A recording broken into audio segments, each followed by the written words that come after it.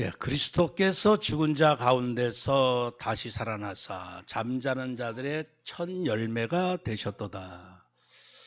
여러분들 예수님을 포도나무로 비유하셨어요. 우리가 포도나무 보면요. 올해도 포도나무에는 포도만 열립니다. 포도나무에 사과가 열리는 법이 없어요. 오직 포도나무에는 포도만 열립니다.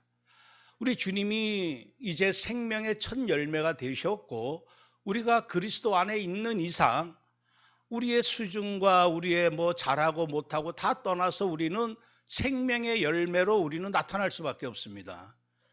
행여나 우리가 주님은 부활하셨는데 부활의 첫 열매가 됐는데 나는 혹시 이러한 생명의 열매 맺지 못하지는 않을까 이런 우리가 의심할 수도 있겠지만 절대로 그런 법은 없습니다. 오직 포도나무에는 포도만 열리고 사과나 뭐 배나 다른 거는 열릴 수가 없듯이 오직 생명의 이 열매, 부활의 열매, 오늘 주님이 첫 열매로 이제 나타나셨기 때문에 그리스도 안에 있는 자는 누구든지 이제 부활 생명의 열매가 나타날 수밖에 없다. 이 확신을 가지시고 이제 나는 생명의 사람이 되었구나 하는 확신 가지고 오늘 우리 부활절 감사함으로 함께 말씀을 나누면 감사하겠습니다. 아유 지저스 당신이 예수냐 하는 그런 책에 이런 예화가 있다고 해요. 이 폴이라고 하는 회사원이 있었는데 뉴욕에서 이제 미팅을 마치고 자기 팀 동료와 함께 공항으로 가려고 거리를 나왔다고 합니다. 근데 금요일이라 너무 이 교통 체증이 심해서 택시를 잡기가 힘들었대요. 그러다가 기적적으로 빈 택시 하나가 왔었고 동료들이 쏜살같이 달려가서 택시를 잡고 이제 이 택시에 올라탔는데 문제가 뭐냐. 이 너무나 빨리 달려가는 바람에 이 바로 길가에서 장사하고 있었던 이 노점상에 야채 과일 박스를 그냥 차버리게 되었고 이 과일과 야채가 다 바닥으로 굴러 떨어졌다고 합니다. 근데 이 많은 그 여러 명의 일행들은 개의치 않고 택시를 탔다고 해요. 근데 이 폴이라고 하는 사람이 택시를 타지 않고 그 자리에서 순간 멈췄다고 합니다. 이 택시 안에 있는 동료들은 야 빨리 다 늦었어 했는데 너희들 먼저 가라. 그리고 나서 나는 나중에 가겠다. 그리고 와서 이 폴이라고 하는 사람이 택시를 타지 않고 이제 이 노점상 할머니에게 다가갔다고 합니다. 근데 이 할머니가 울고 있더래요. 근데 자세히 봤더니 할머니가 시각장애자였다고 합니다. 그러니까 이 눈이 성한 사람이라면 흩어진 과일이나 야채를 주시면 그만인데 이 앞을 볼 수 없는 할머니다 보니까 이 흩어진 과일과 야채를 주워 담을 수가 없었다고 하는 사실이죠. 그럴 때 이 울고 계신 할머니를 이제 폴이라고 한 사람이 위로해 드리면서 이 땅바닥에 떨어진 야채 과일을 하나씩 줍기 시작했고 이제 또 할머니에게 지갑에서 돈을 꺼내서 할머니 손해 보신 것 충분히 이 정도면 해결될 것 같습니다. 그랬더니 할머니가 한다는 말이 아유 지저스 이런 말을 하더래요. 당신이 예수냐. 그래서 이 폴이라는 사람이 나는 예수가 아니다. 절대 예수가 아니다. 그랬더니 이 시각장애인 할머니가 아니다. 당신은 예수다. 이런 말을 하더래요. 왜 그러냐 그랬더니 자기는 기도를 했답니다. 예수님 나는 지금 볼 수가 없기 때문에 예수님 아니면 나를 도와줄 수가 없습니다. 이 순간 나를 예수님 도와주세요. 그렇게 기도를 했는데 누가 와서 도와줬다는 거예요. 당신이 예수가 아니고 누구냐. 당신이 바로 예수님이다. 예수님이 보내신 사람이 틀림없다. 이렇게 이제 이 말을 듣고 폴이라고 하는 사람이 그 일 있은 후에 이제 자기는 그 순간 비행기를 타지 못했기 때문에 다시 호텔에 들어와서 질문을 했답니다. 과연 내가 정말 예수가 맞나? 예수 믿는 사람이 맞나? 내가 작은 예수가 맞는가? 다른 사람들이 나를 볼 때 정말 예수 믿는 사람으로 때로는 예수님으로 이렇게 나를 인정한 그런 경우가 얼마나 있었을까? 이 사람이 이런 질문을 해보면서 이제 뭔가 사람들이 나를 예수님 같다고 착각할 수 있을 정도로 이제 그런 자세로 내가 살아가야 되겠구나. 이제 그런 어떤 예화가 아유 지저스라고 하는 책에 이렇게 예화가 실려 있다고 해요. 이 부활하신 예수님이 지금 살아서 역사하시는 게 두 가지로 역사할 수가 있습니다. 빛의 속도로 역사하시는데 성령님의 역사를 통해서 예수님이 살아계심을 우리에게 보여주시기도 하시고, 또 한 가지는 예수 믿는 사람을 통해서 나타난다는 얘기죠. 그래서 많은 불신자들은 어떻게 예수님이 살아계심을 알 수가 있겠습니까? 아, 정말 저 사람을 보니까 예수님이 살아계시는구나 할 정도로. 그래서 이제 예수님 분명히 살아계시기 때문에 오늘 이 예수 그리스도께서 정말 나를 통해서 어쩌면 많은 실망과 또 절망에 빠져 있는 사람들에게 소망을 줄 수 있는 그러한 오늘 우리 부활의 그러한 주님의 역사가 이제 성령을 통해서 우리의 사역을 통해서도 나타나게 되겠지만 나의 삶을 통해서도 나타나야 할 줄 믿습니다. 이 부활절이라고 하는 것은 우리의 모든 원수를 다 이기시고 승리하신 날을 기뻐하며 축하하는 날이죠.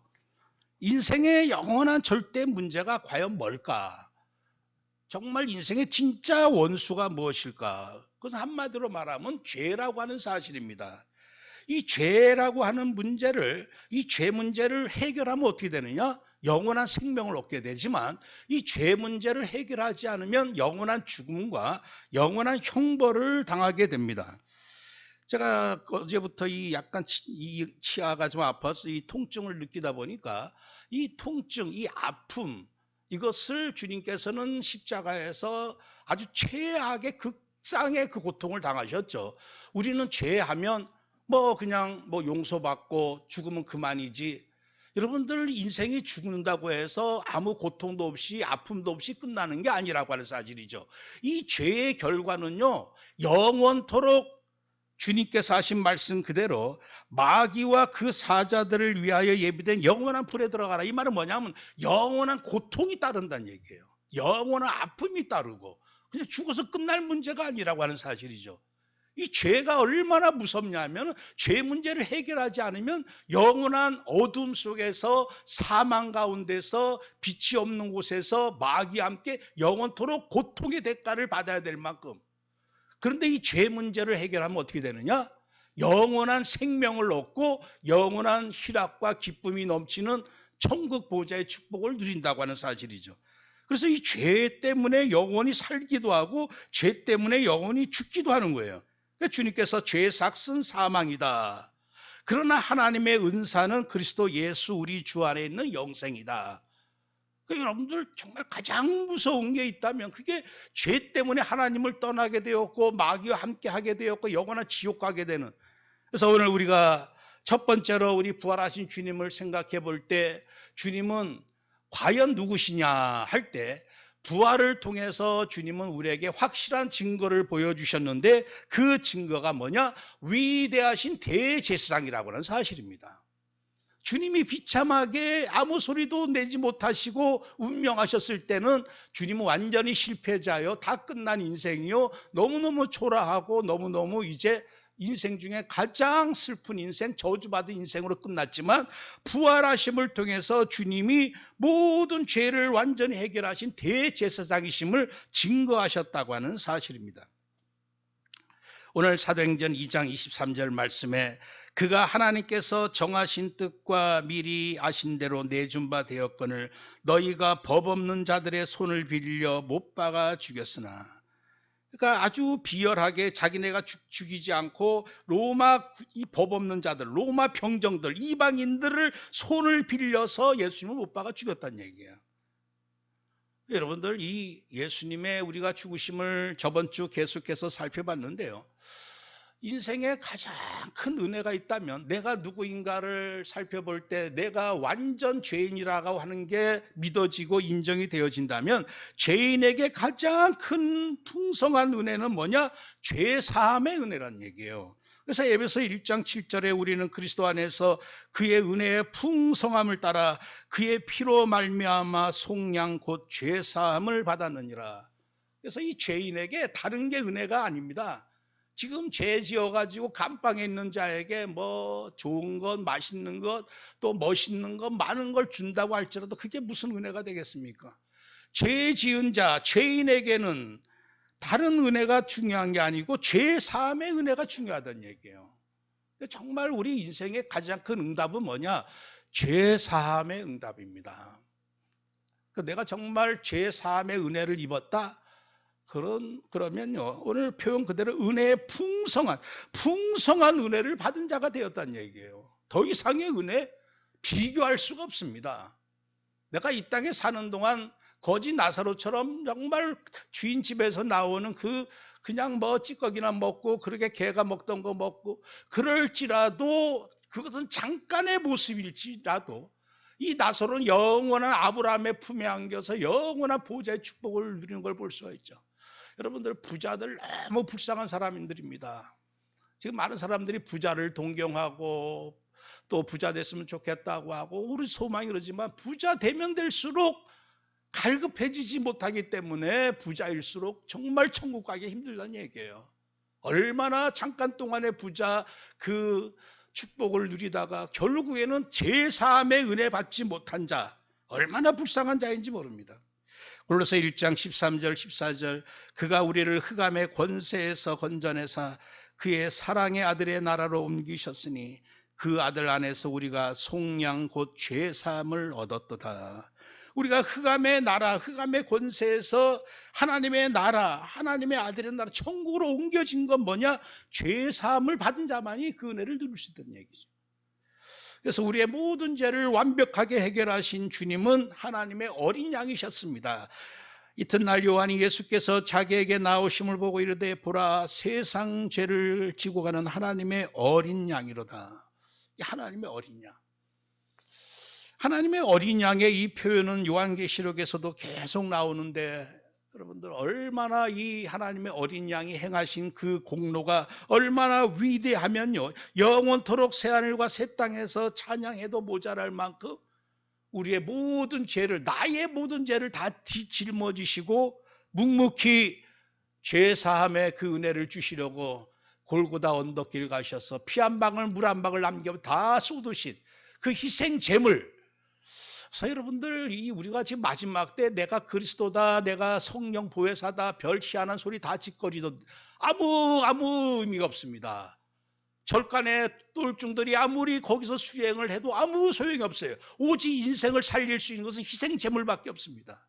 희생 제물밖에 없어요. 그 희생 제물도 인간의 희생 제물 가지고는 되지를 않고 흠없고 점없는 완전히 하나님께서 의롭다 여기실 하나님의 어린 양의 그 희생 제물밖에는 인간이 살 길이 없어요. 아브라함이 이삭 죽이려다가 하나님이 스톱 그만 해가지고 결국 누구를 하나님이 준비하셨습니까? 순양을 준비하셨어요. 아브라함과 이삭은 평생 내가 순양 때문에 살았구나. 아니면 내 아들 죽었을 뻔했는데, 아니면 내가 죽었을 뻔했는데 순양이 대신 희생 제물이 되어주심으로 그래서 아브라함과 이삭에는 늘 그게 완전히 각인됐다는 얘기. 나는 희생 제물 순양 때문에 살았다. 오늘 우리가 어떤 내가 상황이 있다 할지라도 항상 나는 희생 제물 대신 어린 양 때문에 살았구나. 예수님께서도 요한복음 6장 53절 57절에 인자의 피를 마시지 않고 인자의 살을 먹지 않고 내 살을 먹고 내 피를 마셔야지만 된다. 그래야지만 마지막 때 다시 산다. 예수님의 몸, 예수님의 그 피의 죽음, 예수님의 고난, 이 피와 예수님의 나를 위한 희생 제물의 그 죽음, 그거 아니면 그거를 믿음으로 내가 받아들이지 않으면 어느 누구도 살 수 없다고 하는 것. 마태복음에서도 예수님이 떡을 가지고 축복하시면서 제자들에게 받아 먹어라. 이게 내 몸이고 또 잔을 가지사 감사기도 하시고 그들에게 주시며 이르시되 너희가 다 이것을 마셔라. 이것은 죄 사함을 얻게 하려고 많은 사람을 위하여 흘리는 바 나의 피 곧 언약의 피니라. 여러분들 정말 오늘 내가 살고 저 사람이 살고 모든 237 모든 인간이 살 수 있는 거는요 다른 게 아니라 언약의 피밖에 없습니다. 왜냐? 죄인이었기 때문에. 그래서 주님께서 요한복음 19장 30절에 이제 다 이루었다 하시고 머리를 숙이니 영원히 떠나가시니라. 오늘 모든 의를 다 이루시고 희생 제물 되셔서 내 모든 죄를 다 갚으시고 그래서 이 다 이루었다 하는 그 원문에는 내가 이제 빚진 것을 다 갚았다 하는 그 의미가 또 담겨져 있습니다. 모든 빚을 다 갚아버렸어요. 주님이 어린 양 희생제물 대심으로 말미암아. 그래서 오늘 우리가 이 사실을 믿는 사람은요, 어느 누구든지 죄사 주님의 십자가 피가 나의 모든 죄를 다 사하셨습니다. 이것을 믿기 때문에, 이것을 먹었기 때문에 우리는 살 수밖에 없습니다. 주님이 부활하셨듯이. 그래서 오늘 우리가 늘 찬양할 말, 여러분들 예수님 만약에 십자가에 죽으시고 끝났으면요, 그리스도가 되지는 못합니다.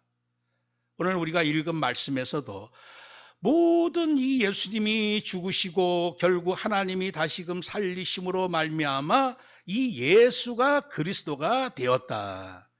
그래서 우리가 날마다 그리스도 고백을 할 때 이 예수를 하나님이 주와 그리스도가 되게 하셨느니라. 오늘 주님께서는 십자가에서 끝났을 때는 이제 미완성으로 실패작으로 끝난 것처럼 보였지만 부활하심으로 하나님이 증거를 보여주셨습니다. 그 피가 완전한 피였고 의로운 피였고 나의 모든 죄를 다 사하신 대제사장의 피였다고 하는 증거가 되는 것이죠. 그래서 주는 그리스도시요 하는 고백 속에는 주님은 나의 모든 죄를 다 깨끗이 해결하신 위대하신 대제사장이십니다 하는 그 고백과 그러한 하나님의 은혜가 우리에게 나타나는 것이죠. 두 번째가 주님께서는 이제 부활하심으로 위대하신 참 왕이 되셨습니다. 마태복음 28장 5절 6절에 천사가 여자들에게 말하여 이르되 너희는 무서워하지 말라. 십자가에 못 박히신 이 예수를 너희가 찾는 줄을 내가 아노라. 그가 여기 계시지 않고 그가 말씀하신 대로 살아나셨느니라.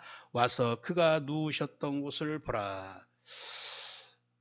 어제 제가 올렸던 그 뮤지컬 그 동영상이 아마 오늘 미국 시간으로 이제 내일까지만 보게 돼 있습니다. 전 세계에서 가장 기독교적으로 이 뮤지컬을 만드는 거기에서 올해 만든 뮤지컬이라고 하는데 한글 자막으로도 볼 수 있어요. 제가 봤는데 너무 감동적으로 그 부활했을 때 관객들이 막 그냥 좋아가지고 박수 칠 만큼 우리가 실제 만약에 예수님이 부활하셨던 그 장면을 내가 직접 봤다면 또 천사들의 이런 음성을 우리가 들었더라면 너무너무 감격해가지고 그 천사의 소식을 들었던 그 여자들이 너무너무 기뻐가지고 막 마을로 달려가는 그 뮤지컬 영화에 그런 모습이 나타나더라고요.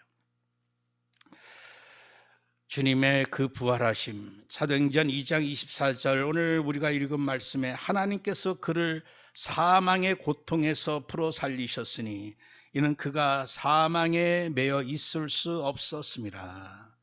사망의 고통에서 하나님께서 살리셨습니다. 로마서 1장 4절에 성결의 영으로는 죽은 자들 가운데서 부활하사 능력으로 하나님의 아들로 선포되셨으니 곧 우리 주 예수 그리스도시니라. 만약에 주님이 부활하지 않았다면 하나님의 아들로 인정도 안 되고 그리스도로 인정도 될 수가 없었어요. 주는 그리스도시요 살아계신 하나님의 아들이시라고 하는 이 믿음의 고백은 바로 부활을 전제로 해가지고 주님이 베드로에게 물었던 고백이었거든요. 주는 그리스도십니다. 이 말은 바로 주님은 위대하신 내 모든 죄를 해결하신 대제사장이시고 나의 원수인 사망을 완전히 꺾으신 참 왕이시고 사단의 권세를 완전히 깨뜨리신 이 세상 임금을 완전히 깨뜨리신 참 왕이십니다. 증거가 뭐냐? 그게 바로 부활이라고 하는 사실이죠. 고린도전서 6장 14절 하나님이 주를 다시 살리셨고 또한 그의 권능으로 우리를 다시 살리시리라. 하나님께서 이 부활은요 오직 하나님만이 할 수 있습니다. 이 땅에 수많은 의사들이 많이 있고 지식인이 많이 있지만요 죽은 것은 살리지를 못해요. 죽은 벌레 한 마리 살릴 수가 없습니다. 다시금 죽음을 완전히 깨뜨리시고 죽은 자가 살리실 수 있는 이 생명의 능력은 오직 하나님밖에 없는 거예요. 하나님이 다시 우리 주 예수 그리스도를 살리신 줄 믿습니다. 이제 주님을 살리셨다면 오늘 하나님께서는 또한 우리도 다시 살리실 줄 믿습니다. 그래서 우리 성도님들 정말 내게 이것도 없는 것 같고 저것도 없는 것 같아도 우리 인생의 가장 큰 정말 응답은 은혜의 축복은 뭐냐? 죄사함과 생명이란 얘기예요. 오늘 내가 죄사함 받았고 내가 생명을 얻은 자가 맞다면요. 정말 이 대한민국에서 0.001% 안에 들 아주 극상의 최고 축복받은 VIP라고 하는 사실입니다. 우리가 받은 복이 얼마나 위대한지 몰라요. 이 꽃을 우리 또 최 장로님이 이렇게 또 헌신하셔서 꽃을 이렇게 또 앞에 이렇게 놓이게 됐는데, 제가 꽃을 이렇게 주문해서 갖다 이제 가져오려다가 배달해 준다고 해서 배달을 맡겼더니만 이 송이 하나가 딱 부러져 있더라고요. 그래서 분명히 이거는 10송인데 왜 9송이만 있냐 그랬더니 자기네는 분명히 뭐 잘 갖다 놨다는 등, 그래서 옥신각신도 했는데, 제가 이걸 보면서 뭐 이거 사소한 거 가지고 또 옥신각신 할 것도 아니고 교회인 줄 뻔히 아는데, 그래서 뭔 생각하냐, 부러진 이 꽃을 보면서 이게 부활을 상징하는 어떤, 우리가 그런 의미로 이렇게 놓지 않았겠어요? 이 부활은 뭐냐? 주님이 그 목숨이, 주님의 생명이 완전히 꺾여지면서 우리에게 부활이라고 하는 게 주어졌다는 얘기죠. 그런 어떤 또 하나님 생각을 좀 주시더라고요. 그냥 우리가 부활 생명이 얻어진 게 아니라 주님이 희생 제물이 되셔서 완전히 자기의 모든 것을 다 나무 위에서 다 내어주시지 않으셨더라면 우리는 부활 영생을 얻을 수가 없습니다.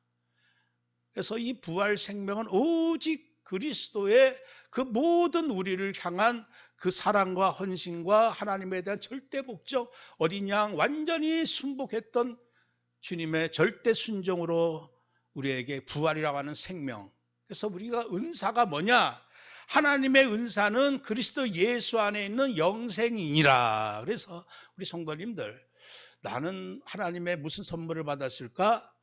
우리는 죄사함의 은혜와 영생이라고 하는 은사를 받은 줄 믿습니다. 그래서 항상 이 부활하심을 통해서 주님은 진정 위대하신 나의 왕이고 우리의 왕이고 영원한 왕이시구나. 그래서 예수는 그리스도구나. 예수는 나의 왕이시구나. 내 모든 원수를 완전히 밟아버리시고 꺾으시고 승리하신 분이시구나. 이제 세 번째 마지막으로 주님은 누구십니까? 위대하신 선지자라고 하는 사실이죠. 오늘 우리가 읽지는 않았지만 2장 17절 18절에 주님께서 뭐라고 하셨냐면, 요엘서의 말씀을 통해서 이 베드로가 또 이 말을 또 증거했는데, 하나님이 말씀하시기를 말세 내가 내 영을 모든 육체에 부어주리니 너희의 자녀들은 예언할 것이요 너희의 젊은이들은 환상을 보고 너희의 늙은이들은 꿈을 꾸리라. 그때 내가 내 영을 내 남종과 여종들에게 부어주리니 그들이 예언할 것이요. 이 구약의 선지자 요엘 선지자가 마지막 이 환상을 봤습니다. 하나님이 말세 때 그리스도의 하나님의 영을 금방 물 붓듯이 부어주시는구나. 주님께서 이제 마지막 40일 동안 500여 모든 믿는 자들에게 나타나시고 또 제자들에게 하나님 나라 일을 말씀하신 후에 승천하기 전에 하신 말씀이, 이제는 너희에게 오직 성령이 임하실 것이고 이제 너희가 권능받고 땅끝까지로 나의 증인, 바로 이 십자가에서 모든 죄가 다 사해졌다고 하는 사실, 그리고 내가 부활함으로 이제 우리에게 영생이 임했다고 하는 사실을 증언할 것이다 말씀하셨는데, 오늘 우리가 읽은 말씀에 사도행전 2장 33절에 하나님이 오른손으로 예수를 높이심에 그가 약속하신 성령을 아버지께 받아서 너희가 보고 듣는 이것을 부어주셨느니라. 그러니까 예수님은 계속해서 성령을 약속하셨거든요. 근데 이 약속하신 것을 이제 아버지께 받았어요. 아버지께 받아가지고 오늘 우리에게 부어주셨다는 얘기예요. 마가다락방에 있는 성도들에게 부어주셨습니다. 여러분들, 선지자가 누구냐면 하나님 만나게 하는 자예요. 하나님 만나는 길을 알려주는 자고 하나님 만나게 하는 자입니다. 실제적으로 하나님을 이 땅에서 만날 수 있도록 보혜사 성령 하나님을 이 땅에 보내주셔가지고 받아가지고 우리에게 보내주셨다는 얘기. 실제 하나님을 만나게 하신 참 선지자라고 하는 사실이죠. 그래서 위대하신 참 선지자, 그냥 길만 알려주는 게 아니라 실제적으로 만나게 하는, 성령님을 통해서. 그래서 주님이 세상 끝날까지 내가 너희와 항상 함께 하시겠다. 이 말씀이 누구를 통해 성취되어지느냐? 성령 하나님을 통해 성취되어지죠. 그래서 오늘 우리는 놀라운 은혜를 받은 사람들입니다. 제사장으로 말미암아 죄사함의 은혜, 그리고 왕을 통해서 완전히 사단과 사망에서 완전히 해방되어지는 은혜, 그리고 이제 성령님을 통해서 임마누엘의 은혜, 그리고 이 세상을 정복할 능력의 은혜를 받은 자라는 얘기죠. 죄사함과 또 부활 생명과 그리고 또 성령 임마누엘 능력의 이 은혜 받은 자. 이제 결론적으로 이 놀라운 은혜를 우리는 누굴 받았냐? 주 예수 그리스도를 받은 자가 되었어요. 이 말은 뭐냐? 위대한 제사장을 받은 자가 되었고, 위대한 왕을 받은 자가 되었고, 위대한 선지자를 받은 자가 되었다는 얘기예요. 그래서 베드로전서 2장 9절에서도 그러나 너희는 택하신 족속이요 왕 같은 제사장들이요 거룩한 나라요 그의 소유가 된 백성이니 이는 너희를 어두운 데서 불러내어 그의 귀한 빛에 들어가게 하신 이의 아름다운 덕을 선포하게 하려 하심이라. 오늘 이제 결론적으로 우리가 이 부활하신 주님과 함께 나는 그러면 어떻게 이제 부활의 삶을 살 수 있을까? 우리가 훗날 죽어서 이제 천국 보좌에 가는, 그래서 영생을 누리는, 그것은 미래에 되어질 일이고 지금 내가 부활의 삶을 누려야 될 텐데, 부활의 삶이 어떻게 누릴 수가 있습니까? 바로 왕 같은 제사장, 우리에게 주신 이 어마어마한 은혜를 누림으로 우리는 부활의 삶을 누릴 수가 있다고 하는 사실이죠. 내가 이 말씀을 좀 이렇게 계속 준비하면서 그런 생각이 들더라고요. 이미 우리가 이제 부활하신 주님으로 말미암아 부활의 열매, 이제는 우리는 어쩔 수 없이 부활의 열매가 될 수밖에 없어요. 부활할 수밖에 없습니다. 다른 열매 맺을 수가 없어요. 사망의 열매 맺을 수가 없습니다. 이제 그렇다면 우리는 잘 살고 못 살고도 별 의미가 없어요. 이미 우리가 인간으로 받을 수 있는 죄사함과 십자가로 말미암은 죄사함과 부활로 말미암은 생명과 성령으로 말미암은 임마누엘과 능력을 받은 자라면 인간으로서 받을 수 있는 완벽한 은혜를 받은 자입니다. 이런 사람에게는 성공, 실패 이런 것도 별 의미가 없는 거예요. 그러니까 부자냐 가난하냐 이것도 별 의미가 없어. 이미 완벽한 하나님의 은혜를 이제 종합적으로 받은 자가 됐다고 하는 사실이죠. 이제는 뭐냐? 내가 매일 제사장으로, 내가 이제 왕으로, 선지자로 이 삶을 누리는 것밖에 없다. 주님께서 요한복음 14장 12절에 내가 진실로 진실로 너에게 이르노니 나를 믿는 자는 내가 하는 일을 그도 할 것이요 또한 그보다 큰 일도 하리니 이는 내가 아버지께로 감이라. 주님께서 뭐라고? 주님이 하신 일이 뭐냐면 그리스도 일을 하셨단 말이죠. 근데 우리는 주님이 하신 그 그리스도 일보다 더 큰 일을 할 수가 있다. 이 말은 뭐냐? 내가 아버지께로 가면 반드시 너희들에게 성령을 보내줄 텐데 성령이 임하면 우리가 주님이 행하신 일보다 더 큰 일을 할 수가 있다는 얘기죠. 며칠 전에도 목사님들하고 그런 얘기를 했어요. 지금 이 마지막 시대가 정말 빛의 속도로 하나님께서 우리를 사용하시는구나. 옛날 전도자들은요, 어디 한번 가려면 배 타고 몇 달을 가야 되고 막 했는데, 이번에도 많은 또 전도자들이 유목사님과 함께 독일 갔다 오시면서 그냥 빛의 속도로 그냥 순간적으로 갔다가 순간적으로 오고, 이게 예전에 그 예수님 당시의 제자들보다 더 큰 일을 할 수 있다. 더 많은 일을 지금 하고 있는 이런 상황에서 결론적으로 우리가 제사적으로 산다고 하는 삶은 어떤 삶입니까? 이 제사장의 24시 25시 영혼은요, 오직 구약시대 제사장은 그저 매일같이 어린 양 또 소 또 하나님의 희생 제물을 가지고 피제사 드렸던 자들이 바로 이 제사장들이었어요. 이 제사장, 내가 정말 제사장이 맞다면 제사장이 하는 일은 뭐냐면 피 언약 붙잡는 겁니다. 내가 이 피 언약으로 날마다 기뻐하고, 히브리서 3장 1절처럼 그러므로 함께 하늘에 부르심을 받은 거룩한 형제들아 우리가 믿는 도리의 사도이시며 대제사장이신 예수를 깊이 생각하라. 이 주님의 그 대제사장의 일, 나의 모든 죄를 완전히 사하신 그 일을 깊이 생각하라. 그러니까 이 제사장의 24시는 뭐냐? 이 피 언약을 생각하고 이것을 기뻐하고 이것으로 행복하고 감사하고 자랑하는 거예요. 그래서 사도 바울은 내가 십자가만 자랑하겠다. 얼마나 정말 바울이 부활하신 주님 만나고 나서 얼마나 눈물로 회개하고 얼마나 기뻐했겠습니까? 내가 이 주님의 십자가를 부인하고 십자가를 모독하고 십자가 언약을 짓밟고 부정한 것으로 여기고 그렇게 잡으려고 쫓아다니다가 십자가 은혜로 내가 살았구나. 나 십자가만 자랑해야 되겠구나. 그래서 이 제사장은요, 항상 죄의 문제를 해결하는 자가 제사장이었는데, 그래서 내가 이제 부활하신 주님의 그 부활의 삶을 산다고 하는 것은 나 이제 불신앙을 이기는 제사장이 돼야 되겠구나. 내가 다른 것으로 내가 기뻐하는 게 아니라 이제 이 죄사함의 은혜, 구원을 기뻐하고 노래하는 이런 제사장이 돼야 되겠구나. 제사장이 하는 일은 늘 하나님께 제사 지냈다. 하나님께 늘 기도했던 자입니다. 그래서 주님께서 나보다 더 큰 일을 하리라 하놓고 하신 말씀이 요한복음 14장 14절에 내 이름으로 무엇이든지 내게 구하면 내가 행하리라. 그러니까 제사장의 삶은요, 기도라고 하는 거예요. 피 언약 붙잡고 기도하는 게 제사장의 삶입니다. 그리고 신명기 33장 29절 말씀처럼 이스라엘이여 너는 행복한 사람이로다. 여호와의 구원을 너가 얻은 백성이 누구냐. 이 구원으로 이 죄사함의 은혜로 기뻐할 수 있는 자가 또 제사장이죠.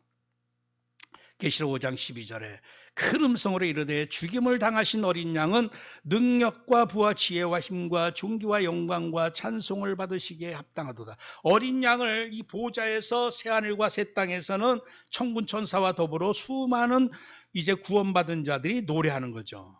이 제사장들이기 때문에 그래요. 영원한 제사장으로 삼아주셨다. 이 말씀 뭐냐? 영원히 새하늘과 새 땅에서도 새 노래를 부르는데 이게 뭐냐? 어린 양의 그 은혜를 감사하며 노래하는 게 제사장이 하는 일이란 얘기죠. 그리고 하나님이 영이시는 예배하는 자가 영과 진리로 예배할지니라. 예배가 바로 제사장이 하는 주 사역이었습니다. 그래서 여러분들 예배는요, 내가 와서 말씀 듣고 내가 메시지 붙잡고 가는 것도 중요하지만요, 희생제사 드리는 게 예배입니다.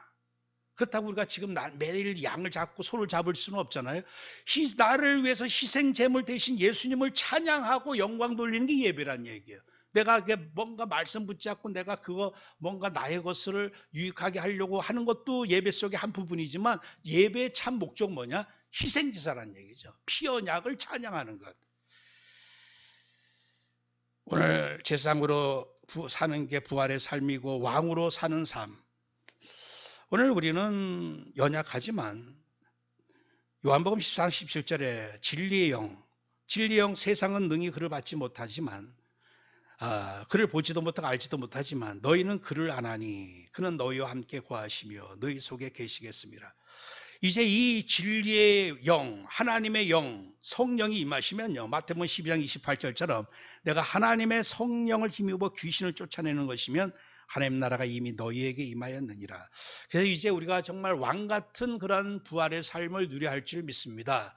어떤 경우에도 흑암이 역사구나라고 느껴진다면 성령의 권능을 우리가 사모하고 충만히 받아서 흑암 세력을 내어 쫓는, 신명기 33장 29절에서도 너는 구원받은 자 행복한 자지만 또한 모든 너의 대적이 너에게 복종할 것이고 너가 그들의 높은 곳을 밟을 것이다. 그래서 왕은요, 정복자입니다.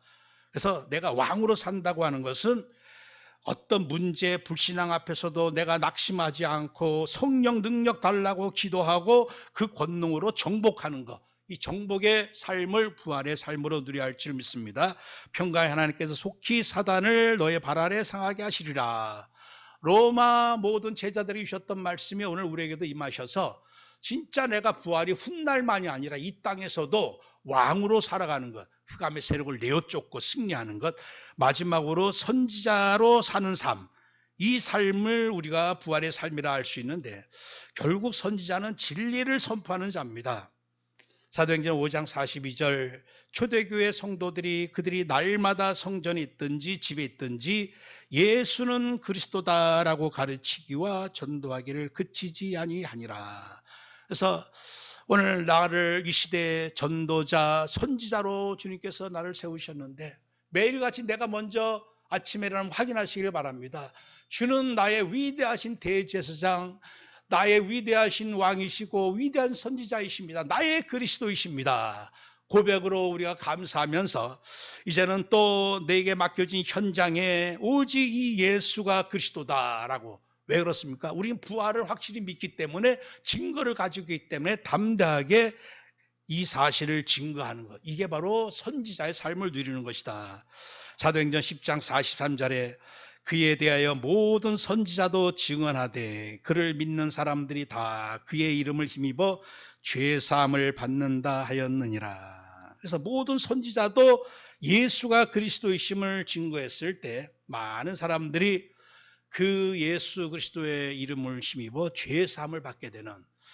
그래서 우리가 지금의 어떤 나의 이 연약함, 그러나 하나님께서는 우리를 이 시대에 참 이 시대 살릴 제사장이요 왕이요 선지자로 나를 세워주셨는데, 이 일을 할 수 있는 자로 세워주셨는데 이 일을 성령을 통해서 행하실 줄 믿습니다.